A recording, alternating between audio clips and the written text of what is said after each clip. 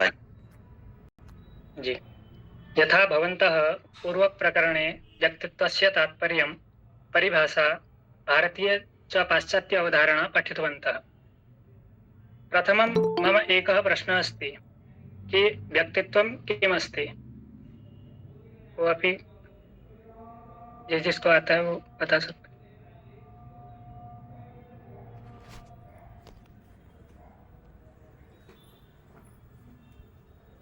महोदय, व्यक्तित्व एक संरचना है जो आपस में जुड़े व्यवहार, दिमागी और भावनात्मक पैटर्न को इकट्ठा करता है और जिसे जिंदगी और पर्यावरण कारक बदलते हैं।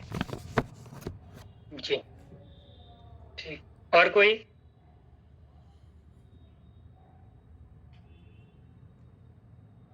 व्यक्ति के मानव व्यवहारों को ही व्यक्तित्व कहा जाता है। जी, ठीक है। तो आज हम जो है व्यक्तित्व के प्रकार एवं उसकी विशेषताओं को पढ़ेंगे। तो हम सबसे पहले जानेंगे कि व्यक्तित्व क्या है।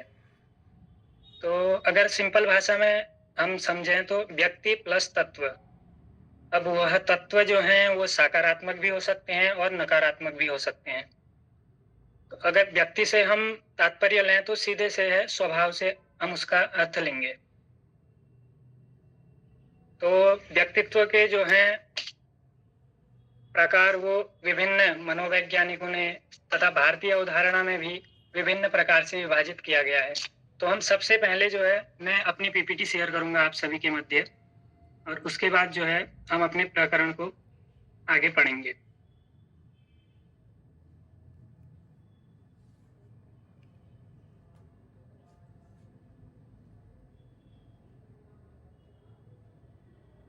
जी, आवाज आ रही है मेरी? जी महोदय। जी। तो सबसे पहले व्यक्तित्व अर्थात पर्सनैलिटी क्या है, इस विषय में पढ़ेंगे। इसकी उत्पत्ति जो है वह लैटिन भाषा के पर्सोना से हुई, जिसका जो है अर्थ बाहरी वेशभूषा या मुखौटा। अगर सामान्य भाषा में कहें तो नकली चेहरा है। तो इस पर जो है व्यक्तित्व का अर्थ विभिन्न प्रकार से प्रकट हो सकता है, या हम कह सकते हैं कि व्यक्ति के बदले हुए रूप से है, जिसमें उसकी बोलचाल है या वेशभूषा है, व्यवहार, रंग रूप आदि जो है इसमें सम्मिलित हो सकते हैं। लेकिन अगर हम देखें तो व्यक्तित्व को बाहरी वेशभूषा से देखना भी ठीक नहीं है, या शारीरिक गठन के रूप में मानना भी उचित नहीं है। तो इस पे जो है अनेक प्रकार के दार्शनिक हुए और कई प्रकार के जो हैं शिक्षाविद हुए। उन्होंने शिक्षाविदों ने जो है व्यक्तित्व को आंतरिक गुणों का पुंज मात्र माना है, और दार्शनिकों ने व्यक्तित्व को जो है पूर्णता का आदर्श माना है। अगर हम समाजशास्त्रीय व्यक्तित्व की बात कहें तो उन्होंने जो है व्यक्तित्व को उन गुणों का संगठन माना है जो समाज में उसका पद और कार्य निर्धारित करते हैं। तो हम इस प्रकार से कह सकते हैं कि व्यक्तित्व जो है वो संपूर्ण मनुष्य है, अर्थात उसकी स्वाभाविक अभिरुचि तथा क्षमताएं, उसके भूतकाल में अर्जित किए गए अधिगम फल या उसके कारक का संगठन और समन्वय, व्यवहार प्रतिमान तथा आदर्शों, मूल्यों और सेवाओं की विशेषताओं से युक्त होता है। तो हम व्यक्तित्व के प्रकार के बारे में थोड़ा बहुत जानेंगे। अगर हम भारतीय दृष्टिकोण के अनुसार देखें तो व्यक्तित्व को जो है दर्शन के अनुसार, सांख्य दर्शन में कपिल मुनि ने जो है 3 प्रकार से विभाजित किया गया है, सतोगुणी, रजोगुणी और तमोगुणी। सतोगुणी में जो है सदाचारी या आदर्श से युक्त व्यक्ति, सच्चरित्र या सज्जन व्यक्ति आते हैं। और रजोगुणी की बात करें तो उसमें राजसिक वृत्ति वाले आते हैं, अर्थात जो कर्म प्रधान होते हैं, उत्साही होते हैं या वीर होते हैं, या जो अपने कार्य में कुशल होते हैं। और तीसरा है तमोगुणी, जिसमें जो है नकारात्मक गुणों का भरपूर मात्रा में प्रयोग होता है। तमोगुणी व्यक्तियों में वो आलसी प्रवृत्ति वाले होते हैं और अमानवीय वृत्ति वाले होते हैं। तो फिर इसके बाद जो है शारीरिक संरचना के आधार पर अगर हम व्यक्तित्व का विभाजन करें तो सेल्डन ने जो है व्यक्तित्व के 3 प्रकार बताए हैं, गोलकाय, आयताकार और लंबाकार। तो गोलकार की बात करें तो इसमें मोटे शरीर से मोटे, कोमल व हंसमुख व्यक्ति जो है आते हैं। आयताकार में भारी मजबूत शरीर वाले व्यक्तित्व वाले व्यक्ति आते हैं और लंबाकार में जो है लंबे शरीर वाले व्यक्ति आते हैं। शारीरिक संरचना के आधार पर जो है क्रेस्मर ने भी विभाजन किया है। 4 प्रकार बताए हैं इसके। उन्होंने एक गोलकाय, निर्बलकाय, सुडौलकाय और मिश्रित व्यक्तित्व का विभाजन किया है। और अगर हम इसमें और देखें तो समाजशास्त्रीय दृष्टिकोण आता है तथा फिर उसके बाद हम जानेंगे मनोवैज्ञानिक दृष्टिकोण। तो सबसे पहले समाजशास्त्रीय दृष्टिकोण की बात करें तो इसमें स्प्रेंगलर का भी आता है वर्गीकरण, जिन्होंने जो है 6 प्रकार का व्यक्तित्व बताया गया है, जो सैद्धांतिक होता है, आर्थिक, सामाजिक, राजनीतिक, धार्मिक और सौंदर्यात्मक। सैद्धांतिक में कवि, लेखक, दार्शनिक आदि आते हैं।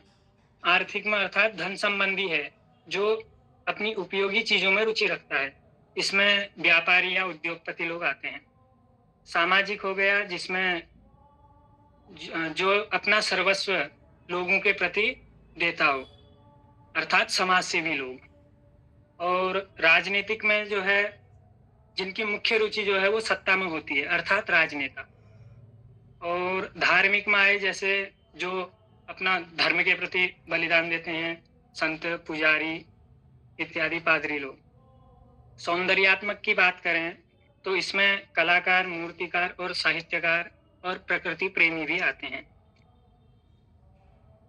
अब मनोवैज्ञानिक दृष्टिकोण के आधार पर देखें तो थॉर्नडाइक ने जो है व्यक्तित्व का विभाजन किया है 3 प्रकार से, जिसमें जो है पहला, मेरी आवाज आ रही है सभी को? जी महोदय। जी, थॉर्नडाइक ने जो है व्यक्तित्व का विभाजन 3 प्रकार से किया है। सूक्ष्म विचारक, प्रत्यक्ष विचारक, प्रत्यय विचारक और स्थूल विचारक।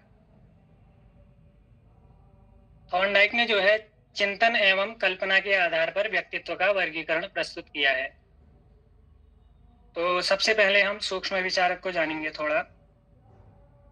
इसमें जो है इस तरह के जो व्यक्तित्व वाले होते हैं, इस तरह के व्यक्ति कोई भी कार्य करने से पहले उसके पक्ष और विपक्ष को भलीभांति विचार करते हैं।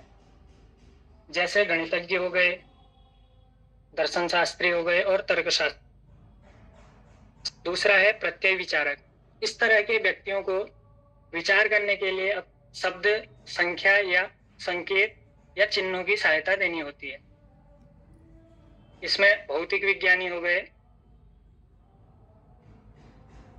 और तीसरा है स्थूल विचारक। इस तरह के व्यक्ति जो है वो क्रियाशील को अधिक बल देते हैं और इनके अनुसार स्थूल वस्तुओं के माध्यम से सोचने और समझने और विचार करने में सफलता प्राप्त होती है। और अब अगर हम आगे बात करें तो वैसे मनोवैज्ञानिक दृष्टिकोण से बहुत लोगों ने अपना वर्गीकरण किया है। तो हम मनोवैज्ञानिक दृष्टिकोण से देखें तो शिक्षा मनोविज्ञान मानव व्यवहार का अध्ययन करता है। इस विचारधारा के अनुसार व्यवहार व्यक्ति की अभिव्यक्ति है। कोई भी व्यक्ति जैसा भी व्यवहार करेगा वैसा उसका व्यक्तित्व प्रकट होगा। तो इसमें सबसे जो है व्यक्तित्व के प्रकार में एक मनोवैज्ञानिक है कार्ल जुंग। इनका जो है व्यक्तित्व का वर्गीकरण सर्वविदित है। कार्ल जुंग ने व्यक्तित्व को अंतर्मुखी और बहिर्मुखी 2 वर्गों में रखा, लेकिन सामाजिकता के आधार पर जुंग का व्यक्तित्व का वर्गीकरण 3 प्रकार से माना जाता है। पहला है अंतर्मुखी। इस प्रकार के व्यक्ति जो हैं या छात्र एकांत प्रिय होते हैं, वास्तविक जीवन से निराश एवं काल्पनिक संसार में विचरने वाले होते हैं। इनमें जो है संवेगों की प्रधानता होती है। हम कहें तो इसमें जो है महात्मा हो गए, वैज्ञानिक हो गए, कलाकार हो गए आदि लोगों की गणना इस श्रेणी में की जाती है। यह दूसरों को अपने विचारों से प्रभावित करने वाले होते हैं अर्थात ये आदर्शवादी होते हैं। इनमें जो है शीघ्र निर्णय लेने की शक्ति एवं व्यवहार कुशलता आदि रहती है। अंतर्मुखी जो है प्रायः आत्म केंद्रित होते हैं। और दूसरा है बहिर्मुखी। यह अपने जो है स्वभाव से अन्य लोगों से मिलना जुलना पसंद करते हैं, सामाजिक आदान प्रदान में अधिक भाग लेते हैं, यथार्थवादी होने के कारण जीवन की परिस्थितियों का वस्तुगत रूप से सामना करते हैं तथा भावना प्रधान होते हैं। बहिर्मुखी व्यक्तित्व वाले जो हैं शीघ्र निर्णय लेते हैं और उस पर तत्काल अमल करते हैं। तो बहिर्मुखी से जिनका तात्पर्य है कि ऐसे व्यक्तित्व वाले लोग जिनमें सामाजिक वातावरण में अधिक रुचि रखने की प्रवृत्ति होती है। फलस्वरूप कहें तो ऐसे व्यक्ति संतुष्ट, उदार तथा सदैव दूसरों की सहायता करने के लिए तथा उनके सुख दुख को बांटने के लिए तत्पर रहते हैं। और इसी में जो है तीसरा उभयमुखी आता है व्यक्तित्व। उभयमुखी व्यक्तित्व वह व्यक्तित्व है जिसमें व्यक्ति जो है किसी भी समस्या पर एकाग्र होकर गहराई से नहीं सोच पाते हैं और न ही उस समस्या पर विचार कर पाते हैं। ऐसे छात्र जो हैं वह प्रत्येक विषय का सामान्य ज्ञान ही एकत्र कर पाते हैं, जबकि अंतर्मुखी छात्र एकाग्र होकर गहराई तक सोचते हैं और बहिर्मुखी छात्र नया ज्ञान एकत्र करने के लिए तत्पर रहते हैं। उभयमुखी छात्र का सामान्य स्तर का ज्ञान प्राप्त कर सामान्य श्रेणी में ही रह जाता है। वह न तो प्रतिभावान बन पाता है और न ही सृजनात्मक। अब अगर हम आगे बात करें तो व्यक्तित्व की विशेषताएं हैं, तो इसमें जो है विभिन्न विशेषताएं हैं। मैंने कुछ विशेषताओं को यहाँ पर लिया है, जिसमें सबसे पहले आता है आत्मचेतना। आत्मचेतना व्यक्ति की सबसे पहली विशेषता है। आत्मचेतना वह शक्ति है जिसके द्वारा व्यक्ति अपने को जानता है कि वह क्या है। वह यह भी जानने लगता है कि दूसरे व्यक्ति उसके बारे में क्या सोचते हैं। यह ज्ञान वास्तविक व्यवहार को निर्धारित करता है। व्यक्ति वास्तव में वह नहीं है जो वह अपने बारे में सोचता है, और व्यक्ति वास्तव रूप में वह भी नहीं है जो दूसरे उसके बारे में सोचते हैं। अर्थात व्यक्ति वह है जो यह जानता है कि दूसरे मेरे बारे में क्या सोचते हैं। अर्थात यह आत्मचेतना है। अगर हम सिंपल भाषा में कहें, सरल भाषा में कहें, तो स्वयं के बारे में जानना ही आत्मचेतना है। और दूसरा है गत्यात्मकता। गत्यात्मकता से आशय, गत्यात्मकता शब्द का अर्थ है जो शारीरिक विकास को संदर्भित करता हो। इसमें वे छात्र या व्यक्ति आते हैं जो एक ही सिद्धांत या आदर्श पर अंधे होकर सदैव के लिए नहीं चिपके रहते हैं। अच्छे व्यक्तित्व जो है सदैव अपना बाह्य परिस्थितियों का विश्लेषण करते हैं तथा आवश्यकता के अनुसार अपने मूल्यों, विचारों, धारणाओं तथा आदर्शों में परिवर्तन करते हैं। इन परिवर्तनों का उद्देश्य सदैव विकासात्मक होता है। अगर परिणाम स्वरूप कहें तो अच्छा व्यक्तित्व हमेशा विकासोन्मुखी होता है, और विकास की जो यह प्रक्रिया है वह जन्म से मृत्यु पर्यंत चलती है। मेरी पीपीटी दिख रही है आप लोगों को? जी महोदय, दिख रही है। जी महोदय जी। तो तीसरा है शारीरिक संरचना। तो इसमें जो है इस प्रकार के व्यक्तित्व वाले, ये जो है व्यक्तित्व की तीसरी विशेषता है। शारीरिक संरचना के अंतर्गत ही हम शारीरिक स्वास्थ्य को सम्मिलित करते हैं। शारीरिक संपूर्णता जब तक नहीं होगी तब तक व्यक्ति का व्यवहार भी सामान्य नहीं होगा और न ही उसका विकास संतुलित होगा। चौथा है मानसिक स्वास्थ्य। अगर अच्छे व्यक्ति का मानसिक स्वास्थ्य अच्छा स्वास्थ्य नहीं होगा तो अर्थात कहने की बात यह है कि अच्छे व्यक्तित्व का अच्छा मानसिक स्वास्थ्य होगा।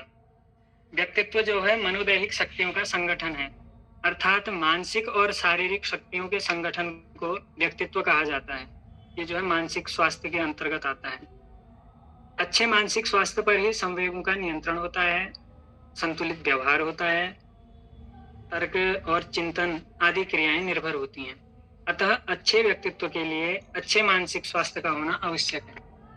और अगला है समन्वय अर्थात एकीकरण। व्यक्तित्व जो है अनोख मनोदैहिक शक्तियों का योग है। तो ये कहते हैं कि इसमें जो है अनेक प्रकार के शारीरिक और मानसिक क्रियाओं का अद्भुत समन्वय होता है। यह किसी एक शक्ति का अकेला विकास नहीं है और न ही पृथक पृथक शक्तियां इसमें एक दूसरे से स्वतंत्र होकर कार्य करती हैं, अर्थात संपूर्ण शक्तियां एक होकर समन्वित रूप से कार्य करती हैं। और नेक्स्ट है समायोजन शक्ति। इसमें जो है अच्छा व्यक्तित्व आंतरिक जीवन तथा बाह्य वातावरण के साथ साथ अपने को समायोजित करने की शक्ति रखता है। कभी कभी व्यक्ति के अंतर्मन में ऐसे विचार या कल्पनाएं आती हैं जो सामाजिक दृष्टि से उचित नहीं होती हैं। अगर हम बात करें तो अच्छा व्यक्तित्व इन विचारों और कल्पनाओं के साथ समायोजन स्थापित करता है। और सबसे उसके बाद है सामाजिकता। सामाजिकता के अंतर्गत कहा जाता है कि मनुष्य एक सामाजिक प्राणी है। समाज से अलग अगर हम मानव की कल्पना करें तो आज के युग में वो संभव नहीं है, क्योंकि समाज से बाहर उसका न तो जीवन संभव है और न ही उसका विकास संभव है। उसे समाज में रहना ही होगा। इतना ही नहीं, अगर हम आगे भी कहें तो समाज में रहकर उसे सामाजिक मान्यताओं, धारणाओं और परंपराओं, मूल्यों हो गया और अवधारणाओं, रीति और रिवाजों का भी पालन करना आवश्यक होगा। उसे जो है व्यक्ति को समाज के दूसरे सदस्यों के साथ मिलकर चलना होगा। और अच्छा व्यक्तित्व जो है इन कार्यों को सरलता से कर देता है। और सबसे अच्छा फिर उसके बाद है दृढ़ इच्छा शक्ति। इसमें जो है अच्छे व्यक्तित्व वाले व्यक्ति में दृढ़ इच्छा शक्ति होती है। अगर हम कहें तो इस शक्ति के कारण ही वह लगन के साथ कार्य करता है तथा जीवन में आने वाली अनेक संघर्षों और धैर्य के साथ जो है उनका मुकाबला करता है। फिर इसके बाद अंतिम आता है संतोष, उच्चाकांक्षा तथा उद्देश्यपूर्णता। अच्छे व्यक्तित्व में जो है आत्मसंतोष होता है। हर समय वह आगे बढ़ने की आकांक्षा रखता है तथा अपने प्रत्येक कार्य को किसी न किसी उद्देश्य के साथ करने की योग्यता रखता है। चाहे वह कोई भी कार्य क्यों ना हो, उद्देश्य विहीनता की स्थिति में नहीं करता है, अर्थात वह उद्देश्य और लक्ष्य को निर्धारित करके वह कार्य करता है। सुनिश्चित उद्देश्य उसके प्रत्येक कार्य और व्यवहार को एक निश्चित दिशा प्रदान करता है। फिर उसके बाद फिर निष्कर्ष है। तो निष्कर्ष में कहते हैं कि व्यक्तित्व के जो है प्रकारों से यह अनुमान लगाया जा सकता है कि मानव जो है, हम यह कह सकते हैं कि समाज में प्रत्येक व्यक्ति किसी न किसी श्रेणी या वर्ग में अवश्य होता है, चाहे वह उसके लक्षण या प्रमुख हो या गौड़ हो। अर्थात किसी भी व्यक्ति में अंतर्मुखी या बहिर्मुखी व्यक्तित्व एक रेखा के दो अंतिम बिंदु माने जा सकते हैं। इस रेखा के आरंभ से अंत तक जो है विभिन्न लक्षणों की प्रधानता के अनुसार व्यक्तित्व को देखा जा सकता है। अगर हम बात करें शारीरिक संरचना तथा स्वभाव की, तो ये निर्धारक सीमा के भीतर व्यक्तित्व का गठन स्पष्ट करते हैं, परंतु यह दोनों तत्व भी पारस्परिक रूप से भिन्न लगते हुए भी एक दूसरे पर आधारित होते हैं। तो ये मेरी आज की स्लाइड थी। किसी को कोई प्रश्न है इसमें तो वह पूछ सकता है।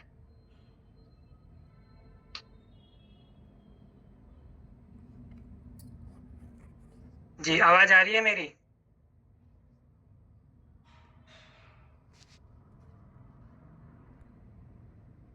जी आशीष जी। महोदय, आपके द्वारा बताया गया जी कि व्यक्तित्व की जो परिभाषा या अर्थ हो सकता है कि नकली चेहरा आपने कहा, जी मतलब नकली मुखौटा, एक बाहरी मुखौटा। जी, तो बाह्य आवरण।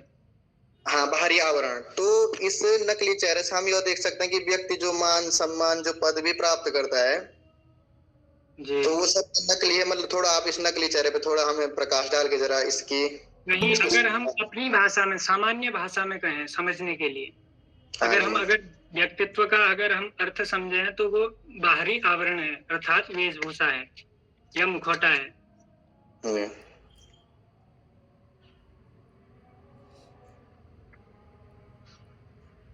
अगर व्यक्तित्व का पता लगाएंगे, तो अगर हम किसी से बात कर रहे हैं तो उसके बोलचाल से लगाएंगे, वेशभूषा से लगाएंगे, उसके व्यवहार से उसका पता लगाएंगे, रंग या रूप से पता लगाएंगे।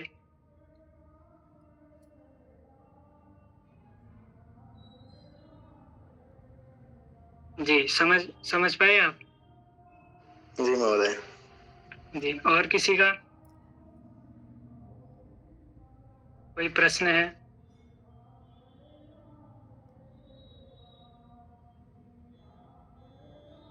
जी, धन्यवाद।